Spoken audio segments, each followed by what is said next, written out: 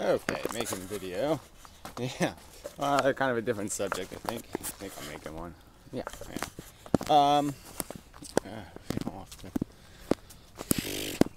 yeah, it's just such a... It sucks. Anyway, yeah, really. Yeah, it's annoying.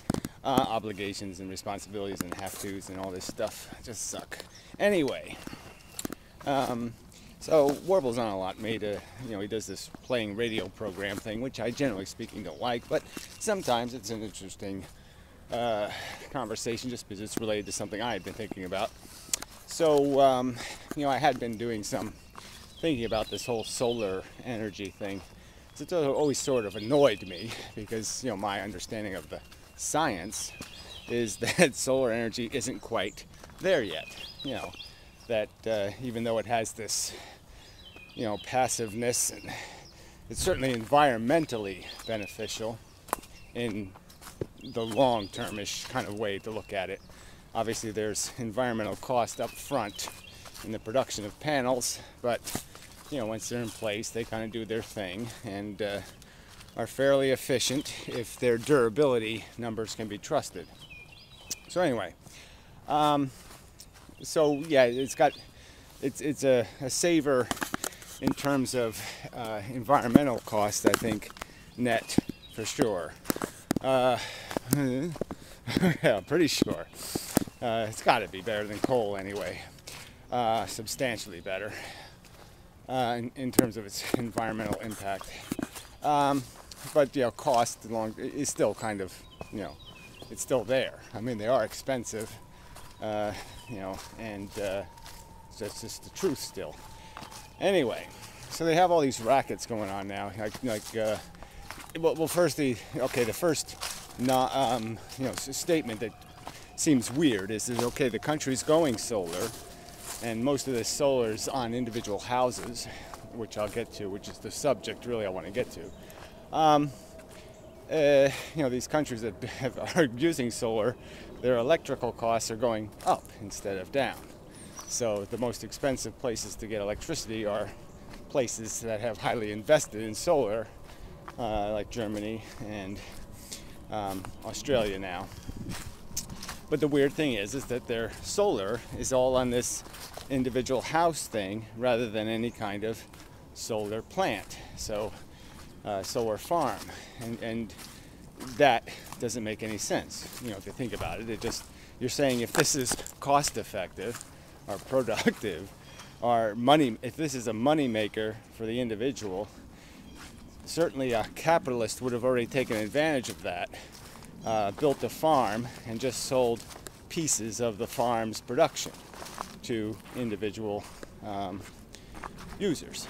So it just doesn't, like I said, it just doesn't make any sense that we're doing it this highly inefficient way, where you put individual panels on roofs that don't move, that have no, they don't do the directionality thing, and usually don't have a perfect orientation to the sun's position. So you're minimizing the effectiveness of you're compromising the effectiveness of the solar panels substantially by having them in a rigid configuration, not perfectly oriented to the sun. And so obviously a solar farm could get 100% of the efficiency of at least positioning and maximize output. And so there would be at least a 40 or maybe 50% decrease in cost through farming, just on the positioning issue. And then you got the controller issue, which is this idea of feeding electricity back into the grid. And so you have these individual devices to convert and push electricity back into the grid, which are also expensive, maintenance problems, all kinds of other liabilities of doing that individually. So there's just no cost effectiveness in having thousands of controllers versus one big controller. So another huge element of efficiency. So you're saying that, yeah, okay, with these huge elements, these 50%, 100% cuts in costs of production, there's no reason why the greedy capitalists wouldn't take advantage. And if consumers were doing, if this was working. So obviously consumers aren't winning by doing this. These conversion plans are just rackets, and it really has nothing to do with efficiency. It just has to do with exploiting people with new technology, religion, and making them think there's going to be a benefit, that they're going to win. So it's just like the capitalists are just saying we can make more money screwing individual customers than we can screwing them massively. And that's really the only equation that's taken place in this whole thing. And it's, when you think about it, this is just a more example of how we as a people have just given up on doing anything rationally, sensibly and efficiently. And even facing global warming, we can't even do this. We can't even do this meager effort with any kind of rationality. We're just going to let capitalists ruin it, turn it into something highly inefficient, and screw us over. So it would appear there's no way of avoiding very wet feet. So I guess I'm going to just have to get my shoes off and do this the hard way. So anyway, I shall be back and such. Wow, this really got washed out here pretty bad. Ugh, that's a lot of water coming down here. So it was extensive flooding and such. So I'm not surprised that there was water somewhere. Anyway,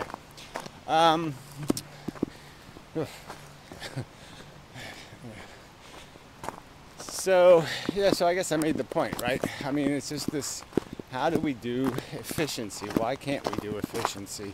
Why can't, why are we always subjected to doing things in this backward manner, not recognizing what's really happening?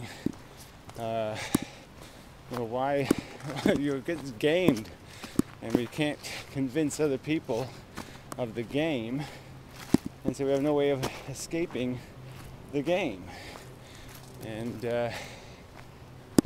it's just so disappointing. So let's see, what do I need to say anymore on this subject? I mean, the trick with solar is, because I've thought about doing it, it's just the storage problem. You have this battery problem, and you have to pay to maintain your storage capacity. And because a car battery is a nice device for starting cars, but it really, it can't hold nearly enough electricity. It can provide a lot of electricity in bursts, but it really can't store a lot of electricity. Kind of a neat little pond being created there. Anyway, that's where all that water came from. Where was I? So that's the real limitation in terms of doing the off-grid thing, is that you really are, Warble sort of exposed the problem the other day when he was, could only use his electric jigsaw for 5 minutes, and he was going to wipe out his grid because he used the jigsaw for 5 minutes. So, it does make it all kind of obvious that, solar has substantial limitations in terms of delivering the volume, of electricity over the whole period of a day, accounting for the usages, the more substantial usages after dark and such. So, So, and the real downside of the people moving towards solar is that as it happens, the people buying regular grid electricity still have to finance the infrastructure, and so, prices end up going up. and then they end up charging more for you just being a customer. So no matter how much you use, you end up getting charged a service fee, which ends up becoming a larger and larger percentage of the bill. And so instead of paying for what you're using, you're basically subsidizing the heavy users, and you're getting nailed. So anyway, I mean, this is all just rackets. It's just racket on top of racket on top of racket. So I guess I can lead this into a broader economics discussion. I do keep up with the modern mystics over the peak commentaries, and none of them have been thought-provoking enough or reaction-provoking enough to say I'll react. He's generally agreeable to this theme that the rich just get rich on the creation of debt liabilities, and that's really all that's taking place, is that you create a debt, you create a beneficiary of the debt. You create somebody who's going to make a living off the obligation. So they won't have to do any further work than get the guy to sign the debt contract, and they'll make their profit. And that's the biggest industry in the world, is making money off debt contracts. And that all that money has its evidence, the reality of the debt in stock market, let's say. It all ends up there in the end. That's where digits go to die, and bank digits. And bank digits are all created by a debt contract. And they're all supposed to be eventually convertible into cash, into something of value. And what causes crashes in economic systems is when the debt digits are all attempted to be converted too quickly. So everybody wants their conversion to cash, too soon, and the cash doesn't have time to go cycling through all the debt contracts that need to be resolved, all the exchanges back and forth. So it's like if there was only two people in the world and we interacted in debt contracts, you could see that in the end, it would all resolve out. I could have 10 of your IOUs and you could have 10 IOUs for me, and if we went back and forth, the cash would all resolve. But that resolution, if it doesn't have time to work its way out, there's a crisis. If I ask for 5 of my IOUs to be resolved, and without the other IOUs that I owe being resolved commensurate to that action. So if I ask for all my 5 and ask for all the cash that exists to resolve my debts, to resolve the IOUs I hold, then there's no cash left over to resolve the other IOUs, because I'm holding it all. I've hoarded it. And so this is what initiated the crisis of the 1929 crash, was the fact that there wasn't enough time to resolve the debt, and there was a run on the bank for the cash. The banks couldn't provide the cash.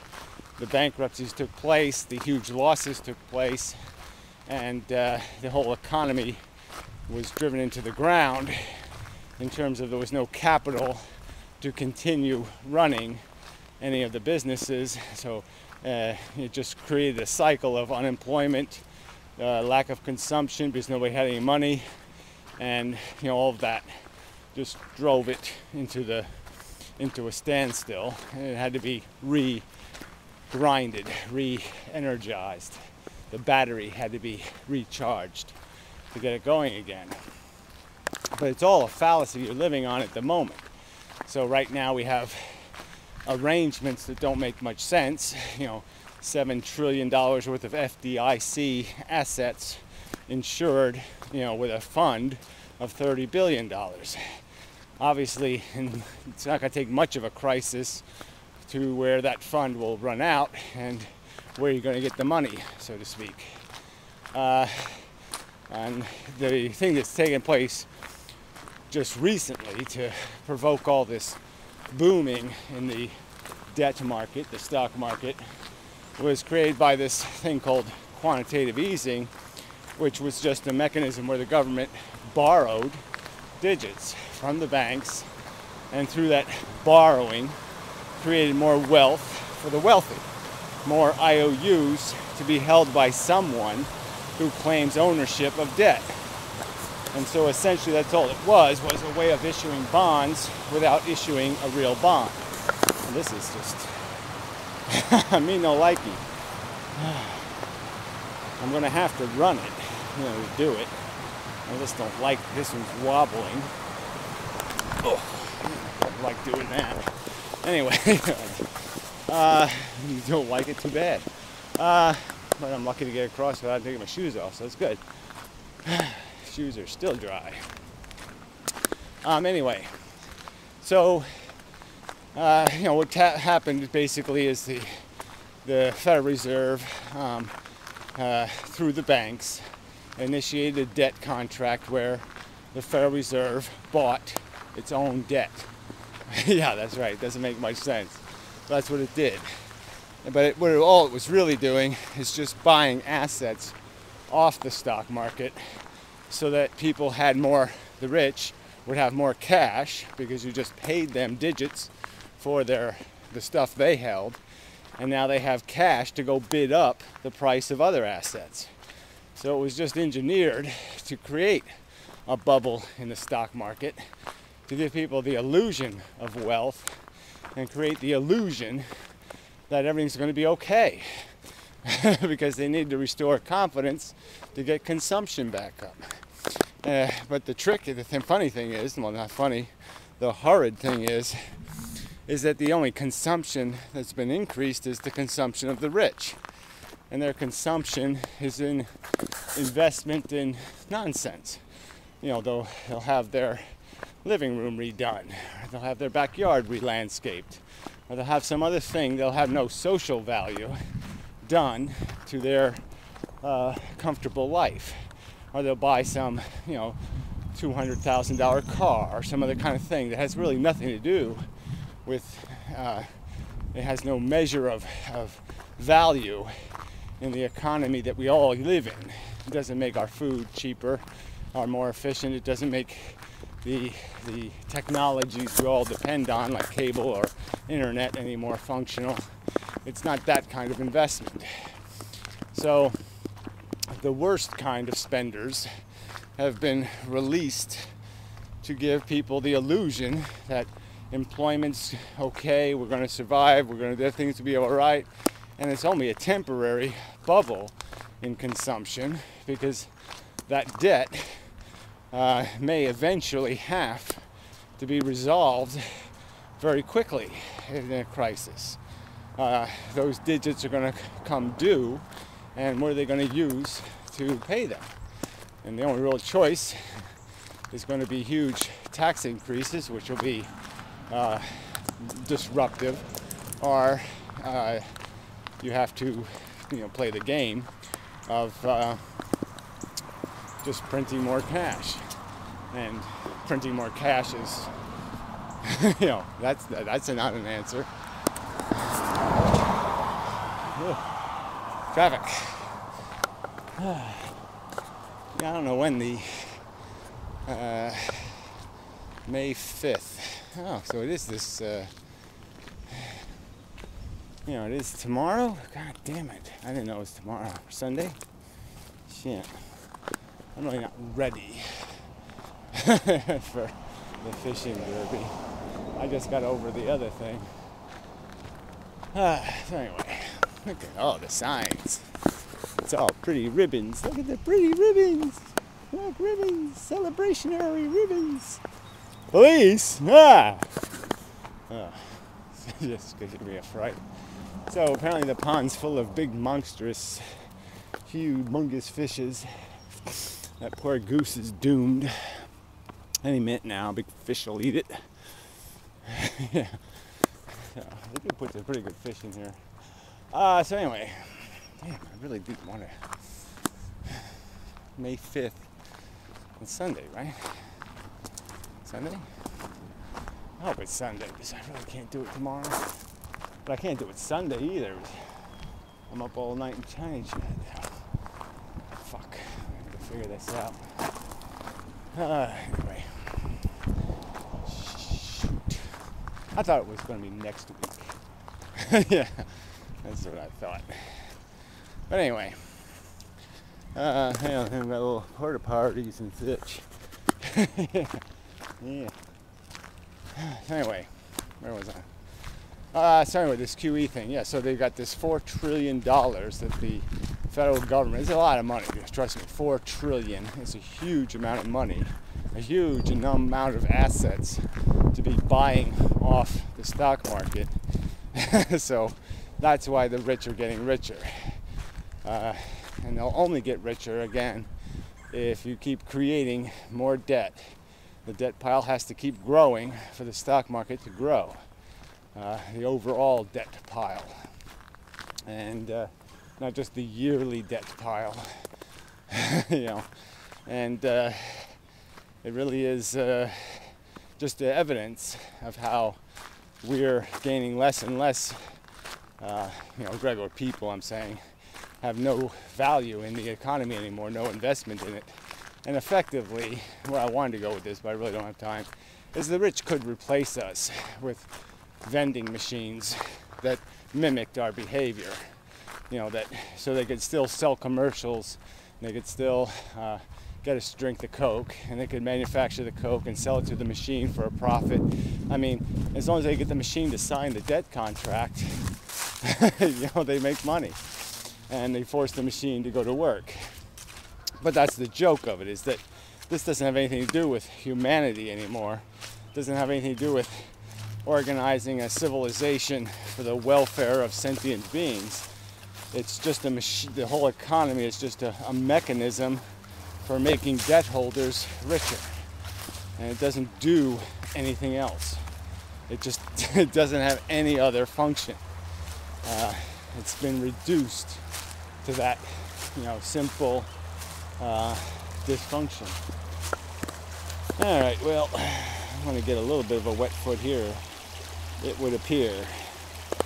Let's see, is there any convenient rock I could throw out there? Maybe this one here. This is the irony of our existence, is that everybody's sort of just, not everybody, but obviously the majority of people have bought the lie, that we're somehow in this together, that the rich man is on our side, Google isn't evil, which is hilarious, and so we're just pretty much doomed to servitude, to that false notion of reality. All right, I gotta step really quickly there and then get over to that big rock. And I'm gonna get a minorly wet foot. Oh, I guess hurt my back though. Minorly wet. Yeah, it's a little bit wet. Oh God, that's really bad for my back. So this part I did. All right. Oops.